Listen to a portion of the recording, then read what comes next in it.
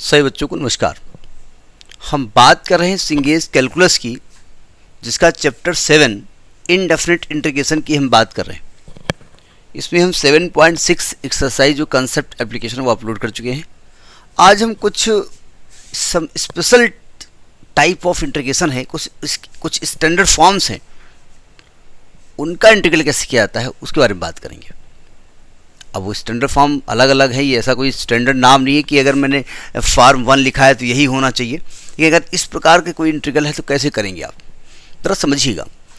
अगर मान लिया आपके पास integral a plus B cos square X है plus C sine square X है, या 1/a plus b sine 2x है, तो इस प्रकार के इंटीग्रल को कैसे किया जाएगा। देखिए, हमने बताया है कि इंटीग्रल में खास बात होती है। डिफरेंशिएशन में कैसा भी लुच्चा लफंगा कैसा डिफरेंशिएशन हो, आप टी मान के डिफरेंशिएट कर दो, इंटीग्रल ऐसा नहीं होता है।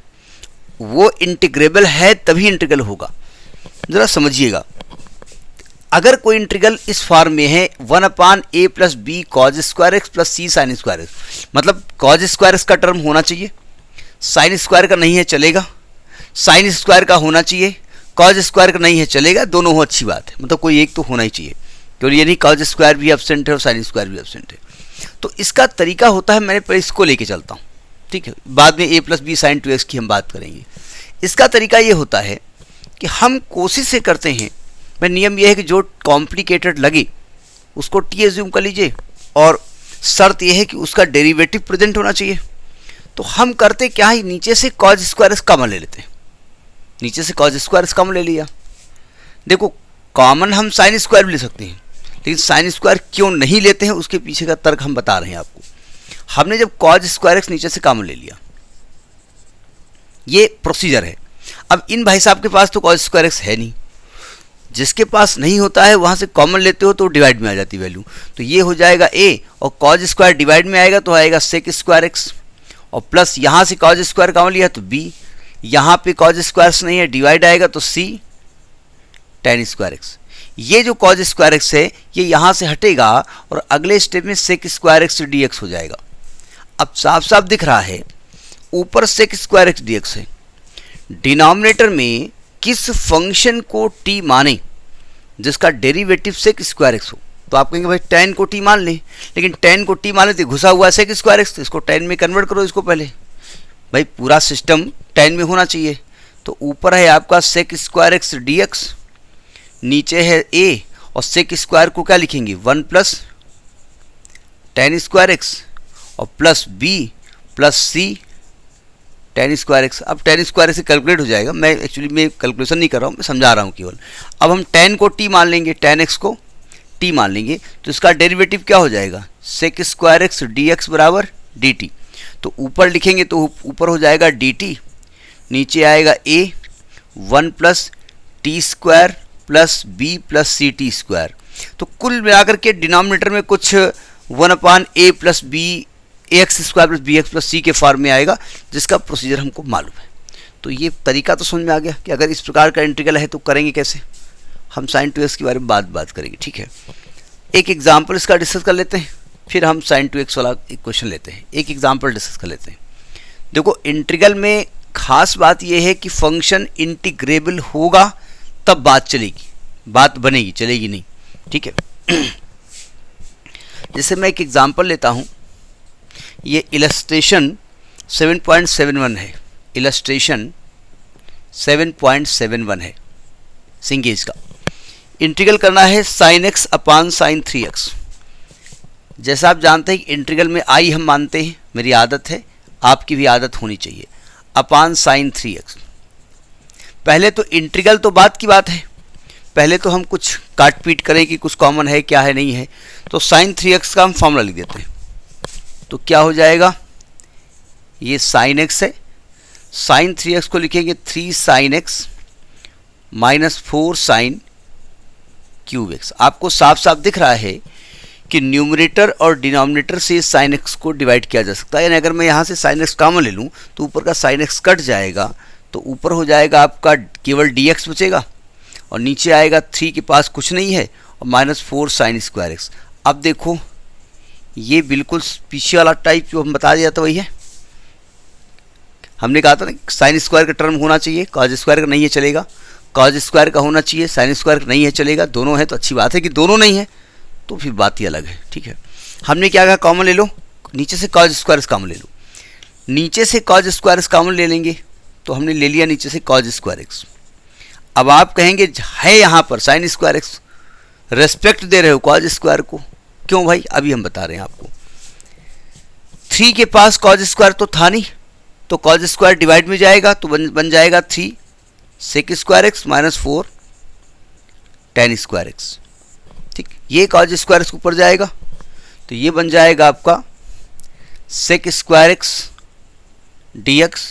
अब चूंकि हम किसी ऐसी चीज़ को टी मानेंगे जिसका डेरिवेटिव सेक स्क्वायर एक्स हो, तो हम जानते हैं टेन एक्स का डेरिवेटिव सेक स्क्वायर एक्स होता है, तो नीचे पूरा सिस्टम टेन में कन्वर्ट करो।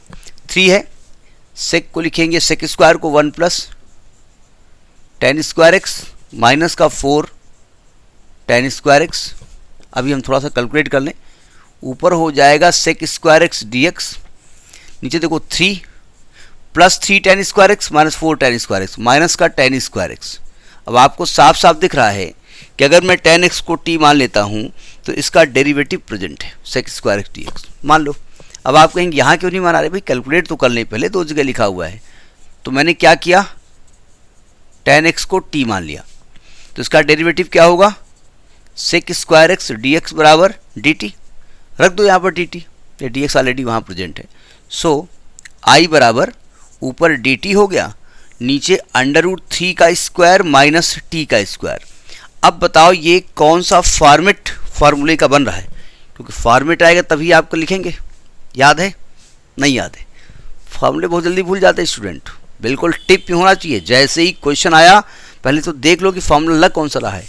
देखिए इंटीग्रल मेरे पास एक फार्मूला होता है 1 अपान यहाँ constant square minus variable square A square minus X square D X का फार्मूला होता है 1 upon 2a log a plus X upon a minus X mod plus constant of integration तो होता ही होता है। याद आया, तो यहाँ पर लगा दो फार्मूला, तो ये आ जाएगा आपका 1 अपान 2a बोले तो √3 log √3 plus T upon √3 minus T mod. Actually mod इसलिए लगाते हैं कि जो लॉग होता है वो निगेटिव अनडिफाइंड है, इसलिए लॉग मॉड में लिया जाता है। अब टी का मान रख दो, तो 1 अपान 2 √3 लॉग √3 प्लस टेन एक्स अपान √3 माइनस टेन एक्स प्लस सी। तो ये आपका फॉर्मेट हुआ अगर ये इस प्रकार का कोई इंटीग्रेशन है। समझ में आई बात। अब एक और बता देते हैं साथ में, a plus b sine 2x था अभी आपका, वो अगर इंटीग्रल है तो कैसे करेंगे, देखो इसी फॉर्म में हम बता देते हैं, मतलब अलग से बताया जा सकता था लेकिन क्योंकि इसी का पार्ट लगभग इसी तरीके का है इसलिए हम इसी में बताएंगे। एक बार वीडियो को रोक करके अगर आपको आता है तो उसका आप एक बार रिवीजन कर सकते हैं। देखिए जैसे इंटीग्रल है 1 upon a plus b sine 2x का, तो पहला तो काम ये है कि भाई साइन 2x को ब्रेक कर दीजिए। चलिए कर देते हैं, हमने साइन 2x को ब्रेक कर दिया b और साइन 2x होता है 2 साइन x cos x। अब आप कहेंगे देखिए साहब ये तो ब्रेक कर दिया, a के साथ तो ना तो साइन है तो cos है, क्या करें। तो देखिए a को थोड़ा सम्मान दे दीजिएगा, a के साथ कुछ भी नहीं है तो इसके साथ लिख दीजिए sine square x plus cos square x. कोई दिक्कत नहीं। अब नीचे से कॉज स्क्वायर एक्स कॉमन ले लीजिएगा, ऊपर सेक स्क्वायर होगा, नीचे टेन होगा, टेन को टी मान लीजिए। अब आपके प्रश्न का उत्तर हम देते हैं जो मन में आ रहा होगा कि आप कॉज स्क्वायर एक्स कॉमन लेते हैं, साइन स्क्वायर क्यों नहीं लेते हैं। ले लो कॉमन, साइन स्क्वायर कॉमन लोगे तो ऊपर सेक स्क्वायर कॉसेक स्क्वायर आएगा, नीचे कॉट स्क्वायर आएगा, कॉट को टी मानेंगे तो उसका डेरिवेटिव माइनस कॉसेक होता है, इसलिए माइनस से बचने के लिए हम थोड़ा सा उसको प्रणाम कर लेते हैं और कुछ नहीं। ऐसा नहीं उसको सम्मान नहीं देते, उससे कहते भैया देखो ऐसा है आप माइनस रखते हो हम आपको पसंद नहीं करते, इसलिए ज़्यादातर केसेस में हम टेन को टी मानते हैं। ठीक है, एक एग्जाम्पल ले लें, ज़्यादा आसान हो जाएगा। तरीका समझ में आया क्या करना है। जैसे क्वेश्चन है आपका इलस्ट्रेशन 7.72 है, इलस्ट्रेशन है 7.72। इंटीग्रेट करना है आपको 1/3 प्लस साइन 2x, ये इंटीग्रेट करना है 1/3 प्लस साइन 2x। क्या करें आप, अभी हमने कहा कि भाई साइन 2x को तो ब्रेक करेंगे, 3 के साथ कोई ट्रिग्नोमेट्रिकल फंक्शन नहीं है, तो 3 रिक्वेस्ट करेगा दादा हमारे पास तो कुछ नहीं प्लीज़। हमने कहा ओके बेटा मैं तुम्हें खुश करता हूँ, तो 3 के साथ हम कह देंगे आप रखो sign square X plus cos square x, मेरा कोई नुकसान नहीं हुआ, ठीक है। और नीचे है साइन 2x को लिखेंगे 2 साइन एक्स कॉज एक्स। अब हमने क्या बताया, हमने कहा नीचे से कॉज स्क्वायर एक्स कॉमन ले लो, तो कॉज स्क्वायर ऊपर जाएगा तो बन जाएगा sec square x, d x तो था ही। अब देखो नीचे 3, इन भाई साहब ब्रैकेट खोल दीजिएगा, अच्छा लिखा है 3, इन भाई साहब के पास कॉज स्क्वायर नहीं था, तो जब कॉमन लिया तो यहाँ कॉज स्क्वायर डिवाइड में आएगा तो ये बन जाएगा टेन स्क्वायर एक्स, ये बन जाएगा 1 प्लस, यहाँ देखिए आपने यहाँ से कॉज स्क्वायर कॉमन लिया तो एक कॉज एक्स तो कॉमन मिल रहा है, एक कॉज एक्स तो कॉमन मिल नहीं रहा, तो डिवाइड में आएगा तो साइन अपॉन कॉस 10, तो 2 tan x आएगा। आपको साफ साफ दिख रहा है कि हम यहाँ पर tan x को t मानेंगे क्योंकि इसका डेरिवेटिव प्रेजेंट है, तो आपने क्या किया tan x को t मान लिया। लेट tan x बराबर t, इसका डिफरेंशिएशन क्या होगा, sec square x d x बराबर डी टी, तो साफ साफ दिख रहा है ऊपर डी टी, तो लिख दो। सो आई बराबर ऊपर डी टी हो गया, नीचे ब्रैकेट खोलेंगे हम 3t square plus 2t plus 3। अब ये आपका इंटीग्रल हुआ। अगर इस इंटीग्रल को आप पहचानते हैं तो ठीक है, ये 1/ax square plus B X plus C का फॉर्म हो रहा है। अब वो इंटीग्रल आपको यूज़ करना पड़ेगा, आपने पिछले एक्सरसाइज में इसको यूज़ किया है। क्या तरीका बताया था हमने कहा था सबसे पहले टी स्क्वायर मतलब x की तरह ट्रीट कर रहा है टी, ये ध्यान रखिएगा, टी स्क्वायर का कोफिशिएंट 1 कर दीजिए। तो हमने क्या किया 3 कॉमन ले लिया, तो यहाँ क्या बच गया, यहाँ बच गया T square plus 2/3t plus 1, यानी हम इसको परफेक्ट स्क्वायर बनाने की कोशिश करेंगे, कोशिश नहीं बनाएंगे ही। फिर हमने क्या बताया 1/3 तो बाहर ले आओ। हमने कहा था t का जो कोफिशिएंट है वो क्या है प्लस का 2/3, उसको हाफ कर दो, प्लस का 1/3, तो ये t प्लस 1/3 का होल स्क्वायर लिखा हुआ है। लेकिन भैया जब इसको खोलोगे ना तो t स्क्वायर आएगा प्लस का 1/3 का स्क्वायर आएगा, जो कि यहाँ नहीं दिया है। अपने 2 ही स्टेप तो देखे हैं, इसको खोलने पर 3 स्टेप आएंगे। तो एक स्टेप आएगा प्लस का 1/3, तो उसको बैलेंस करने के लिए सॉरी प्लस का 1/9, तो उसको बैलेंस करने के लिए माइनस का 1/9 करना पड़ेगा, और प्लस का 1 है ये, ठीक। अब इसको बनाओ 1/√3 integral D T upon T plus 1/3 का होल स्क्वायर, यह आएगा प्लस का 8/9, और प्लस का 8/9 को लिख सकते हैं प्लस का 2√2/3 का होल स्क्वायर। अब इसको देख के बताओ कि यहाँ पर फार्मूला कौन सा फिट बैठ रहा है, यहाँ पर फार्मूला कौन सा फिट बैठ रहा है। देखो फार्मूला नहीं याद होगा, हम समझ रहे हैं। अगर आप सीरियसली देख रहे हैं तो 90% स्टूडेंट पेज पलट रहे होंगे। फार्मूला देखिए 1/x स्क्वायर प्लस ए स्क्वायर या ए स्क्वायर प्लस एक्स स्क्वायर, तो 1/a tan इनवर्स x/a लिखा हुआ है, ठीक है।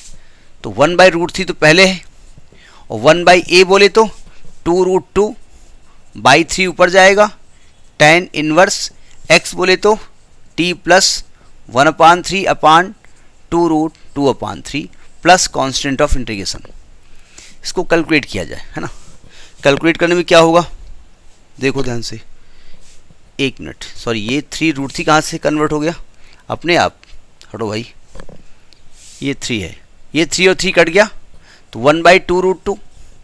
यहाँ पर आप 3 एलसीएम ले लीजिए ऊपर, तो आएगा tan इनवर्स, यह आएगा 3t प्लस 1 अपान 3, ये कट जाएगा नीचे वाले से, अपान 2√2 प्लस कांस्टेंट t का मान रख दो, तो 1/2√2 tan इनवर्स, t का मान क्या माना है आपने, t को माना है tan x माना है ना, तो आएगा 3 tan x plus 1 upon 2√2 plus constant. This is your answer. Have you got this method? ये स्टैंडर्ड फॉर्मेट्स हैं, इन फॉर्मेट्स पे क्वेश्चन आएगा तो उसको हम डिस्कस करेंगे, ठीक है? तो ये कर लीजिएगा, नेक्स्ट कंसेप्ट नेक्स्ट वीडियो में। नमस्कार।